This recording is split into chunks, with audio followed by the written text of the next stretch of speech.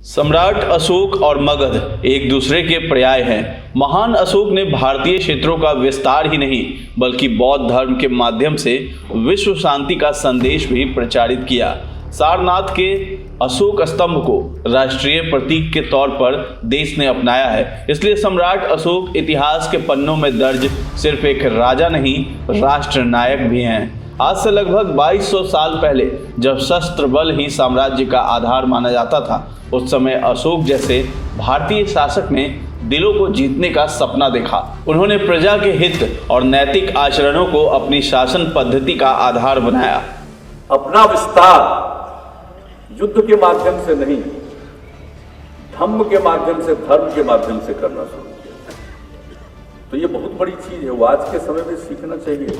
यह बात जान लीजिए, इस पूरे मुल्क में ही नहीं, मुल्क के बाहर भी सम्राट अशोक की जो हैसियत है वो दुनिया में जितने भी सम्राट हुए हों, एम्परर हुए हों, सब में उनका स्थान शीर्ष स्थान पर है। लेकिन सम्राट अशोक नाटक में दया प्रकाश सिन्हा ने महान अशोक को बदसूरत और क्रूर शासक बताया है। नाटक में प्रियदर्शी अशोक की तुलना औरंगजेब से करते हुए उन्हें अपने भाई की हत्या कर सत्ता हथियाने वाला शासक बताया है। जदयू ने अपमानित नाटक लिखने वाले दया प्रकाश सिन्हा के लेखन का पुरजोर विरोध किया और दया प्रकाश को भाजपा से निकालने और पद्मश्री वापस लेने की मांग की है।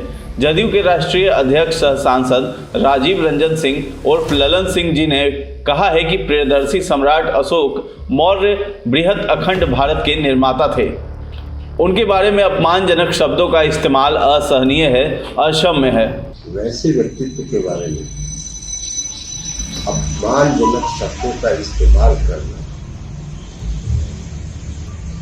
ये कतई सहनीय नहीं, और ऐसे व्यक्तित्व के बारे में कोई अपमानजनक शब्द का इस्तेमाल अगर करता है तो वो विकृत विचारधारा का व्यक्ति है। वहीं जदयू संसदीय बोर्ड के अध्यक्ष माननीय उपेंद्र कुशवाहा जी ने कहा कि प्रियदर्शी सम्राट अशोक महान का अपमान करने वाले दया प्रकाश सिन्हा से पद्मश्री पुरस्कार वापसी के लिए जब तक भाजपा कारगर कदम नहीं उठाती है, हमारा विरोध जारी रहेगा। देखिए, उस व्यक्ति ने साफ साफ सम्राट अशोक के बारे में जो कुछ भी कहा है वो हमको स्वीकार्य नहीं है। संजय जायसवाल जी पहले यह बताए ना कि पुरस्कार वापसी की मांग का समर्थन करते हैं ना। अगर पुरस्कार वापसी की मांग का समर्थन करते हैं तो फिर उसके बाद राष्ट्रपति जी से करना है या प्रधानमंत्री जी से करना है, बैठकर मिलकर हम लोग तय कर लेंगे। लेकिन जब तक पुरस्कार वापसी की मांग का समर्थन नहीं करेंगे तब तक हमारा विरोध इस विषय पर जारी रहेगा। आधुनिक भारत सम्राट अशोक की देन को कभी भुला नहीं सकता। सारनाथ का अशोक स्तंभ राष्ट्रीय पहचान और गौरव का प्रतीक है।